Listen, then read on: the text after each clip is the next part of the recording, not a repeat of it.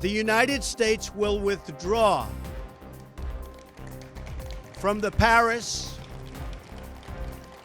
Climate Accord. The tariffs, as you know, will start a week earlier than the reciprocal, which is going to be on a couple of weeks earlier.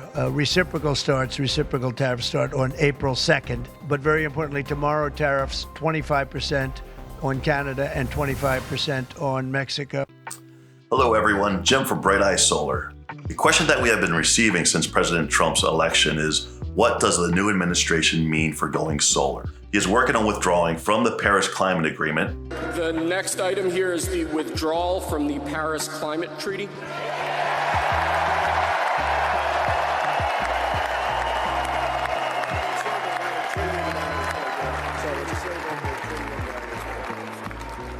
We're going to save over $1 trillion by withdrawing from that treaty. Putting temporary halt on offshore wind projects and EV tax credits are likely on the chopping block. However, solar has been excluded from the energy conversation for now. In the past, Trump has stated support for solar, and in September's presidential debate, he stated, quote, "I am a big fan of solar." The 30% tax credit for going solar is the big incentive that some are concerned may be taken away by the new administration. Currently, this tax credit is for 30% of the total cost of the solar project system and includes battery storage. For the average size residential solar panel system, this is worth about $9,000, but it could be double this amount for large residential solar panel systems. This tax credit was listed in the Inflation Reduction Act put forth by the Biden administration, and it kept the 30% tax credit good until 2033 and had it expiring in 2035. A repeal of this 30% tax credit is unlikely given its strong bipartisan support.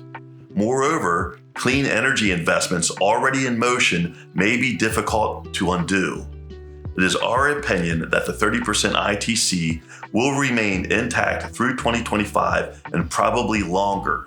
However, there is no guarantee that the administration will not scale it back beyond 2026. So while we believe the tax credit will be around at least for a few years, there is a little bit of concern about the cost of solar panel systems going up due to tariffs. So let's talk a little bit about the tariffs. After years of using incentives to build a domestic solar manufacturing base to compete with cheap Chinese imports, the Biden administration in 2024 turned to a more punitive agenda. A series of tariff decisions jacked up prices of imported solar parts from China and other Asian countries, covering almost the full range of solar components. That's not expected to change under President Donald Trump, who has promised to add tariffs to account for another 10% on goods from China, and he said he'd raise the prices of imported goods from other countries as well. Limiting imports could be a mixed bag for solar's outlook. A key reason the Biden administration did not enact more punitive tariffs early and put a 2-year moratorium on solar duties that expired in June last year was because the cheap equipment was getting panels on the grid. As of 2023, as much as 80% of the solar equipment installed in the U.S. was imported, and the U.S. Census Bureau data showed imports had increased year over year at the start of 2024. Here's some other recent success in the industry. Solar power accounted for 2/3 of the new capacity on the grid last year. Booming markets like California and Nevada had seen solar account for more than 1/4 of their total generation. 3 more states get more than 15% of their electricity from solar, according to the EIA. The U.S. solar industry grew by 128% under President Trump's first term in office, reaching 100 gigawatts, which is enough to power 17 million homes. The Biden administration allotted 31 million acres across 11 states for solar projects in August of 2024.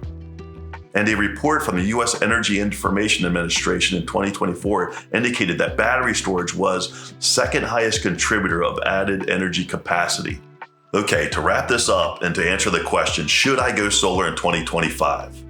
Though Trump is likely to take decisive action to change energy industry regulations in a manner that closely aligns with his campaign promises, the new administration will likely be selective and maintain certain programs such as portions of the IRA.